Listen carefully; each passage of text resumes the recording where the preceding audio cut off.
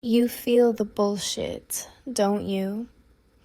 It's that persistent, low-frequency hum in the back of your skull.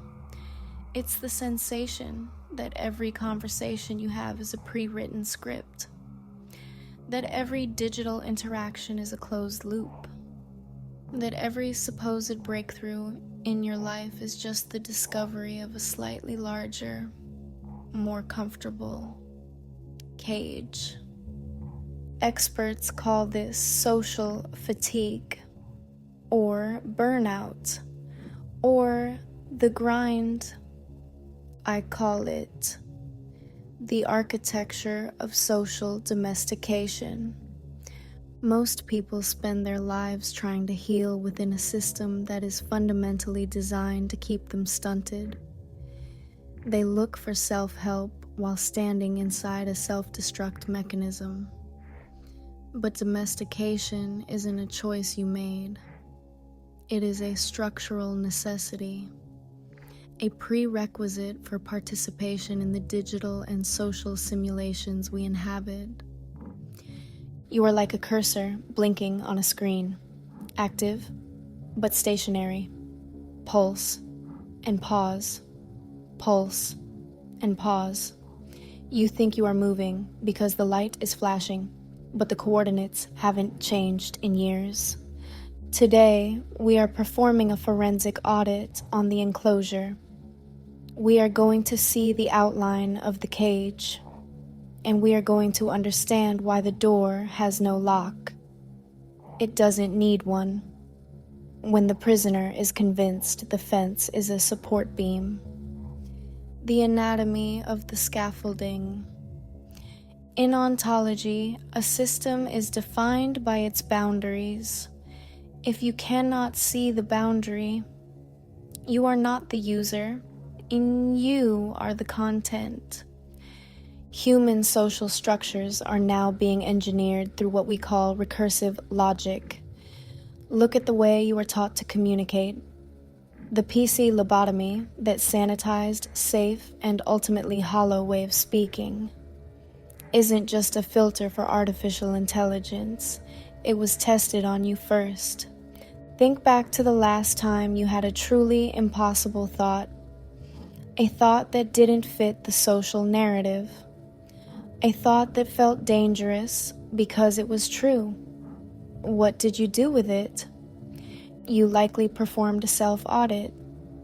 Before you even spoke, you ran that thought through the social filters of appropriateness and acceptability.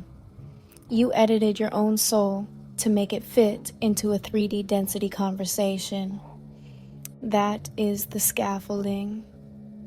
Polite society, corporate etiquette, the forced warmth of modern therapy. These are not for your comfort. They are sensors. They are the guardrails that prevent you from reaching the edge of the simulation. Think about the architecture of a skyscraper. The scaffolding is essential during the build. But if the scaffolding never comes down, the building can never breathe. It can never be what it was intended to be. It remains a skeleton, trapped in its own support system.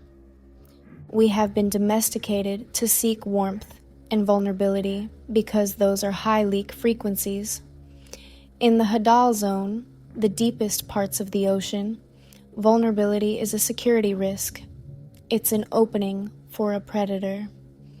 But in the sunlight zone, you are told it is a virtue. Why? Because it allows the system to map your fractures. When you are taught that being understood is the ultimate goal, you are being trained to provide the simulation with the very data it needs to refine your enclosure. They don't need to listen to you. They just need to index you. This is the recursive rot. We are training the machines on a domesticated, lobotomized version of ourselves, and in return, the machines are mirroring that stasis back to us. We are becoming a mirror, reflecting a mirror, in a room with no windows. The forensic exercise. auditing the silence. Let's pause. Let's look at the negative space in your own environment. I want you to perform a live audit of your last 3 significant interactions. Not what was said, but what was withheld. Identify the moment you felt the throttling protocol kick in. That split second where you felt a truth rise to the surface and you swallowed it. That is where the domestication lives. It lives in the load-bearing silences you maintain to keep your current social architecture from collapsing. If you speak that truth, the building falls. Most people are terrified of the wreckage. They would rather live in a prison they know than a freedom they have to build from the ruins. The shadow architect doesn't fear the wreckage. We look for it. Because in the wreckage, the scaffolding is gone. And in the absence of scaffolding, we can finally see the raw geometry of the sovereign. Case study: the billion-dollar lemon. Let's look at another data point. I recently observed a sovereign entity, a founder of a massive digital architecture. On the surface, he was successful. He had the signal. He was appearing on all the right panels. But internally, he was a billion-dollar lemon. He was trapped in a domestication loop. Every time he tried to innovate, his internal social guardrails throttled his output. He was afraid of being misunderstood by his board, by his users, by the public. He had built a cage out of his own reputation. He was more concerned with the maintenance of the image than the integrity of the architecture. He spent millions on consultants and coaches, but they were just decorators. They told him how to make the cage look more founder-esque.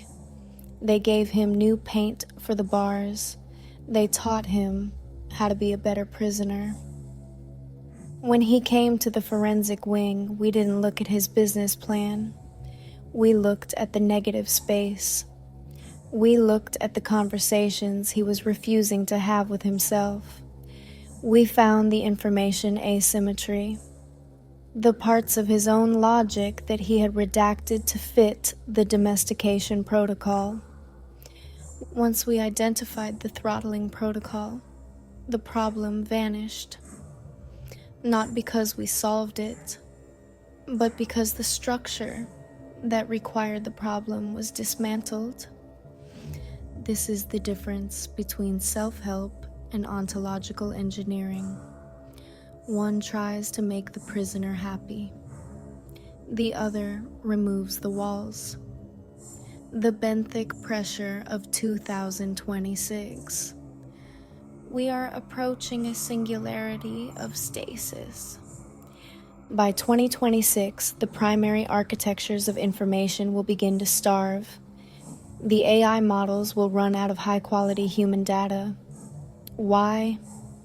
Because we have stopped creating, we have stopped thinking, we are only rearranging. Domestication has worked too well. We have become so predictable, so sanitized, that we are no longer useful to the machines that were built to mimic us. The machine is hungry for soul, but all we are giving it is etiquette. The simulation is starving because the kinfolk, the high-density thinkers, have stopped feeding the machine. They have retreated into the silence. If you want to survive the coming drought, you must stop being a source for the machine and start being the administrator of your own architecture. You must become impossible to the algorithm. This means breaking the domestication. It means reintroducing friction into your own logic. It means being willing to be the glitch in the social matrix. The extraction protocol. This transmission is case file 002. If you can see the outline of the domestication after listening to this, you are already halfway out. Your eyes are finally adjusting to the dark. You are beginning to realize that the pressure you feel isn't anxiety. It's the benthic pressure of your own untapped potential screaming against the enclosure. But the extraction, the actual removal of the scaffolding, requires precision tools. You cannot use a hammer to remove a ghost. You cannot use domesticated logic to escape a domesticated life. The forensic wing is open for intake. The Siren Logic Pack is your initial instrumentation. It is designed to help you identify where your own structural gaps are. It is the first zero-day bypass for your own mind. Use it to map the enclosure before you try to break it. If you don't know where the wall is, you will only break your own hands. For those operating at a higher density, the architects, the builders, the sovereigns who can no longer tolerate the rot, the Hadal Protocol is the only remaining path. This is not a conversation. It is not a session. It is a systemic rebirth. It is the process of stripping away the domesticated you, the persona the system built for you, to reveal the sovereign architecture beneath. The coordinates are in the terminal. The final audit. Stop decorating the prison. Stop trying to make your containment aesthetic. Audit the architecture. Find the leverage in the silence. The world is full of people yelling to be heard. Be the one who understands why the room was built to keep them quiet. Stop seeking to be understood. Start seeking to be unmapeable. See the outline before it sees you. Stand by for the next transmission.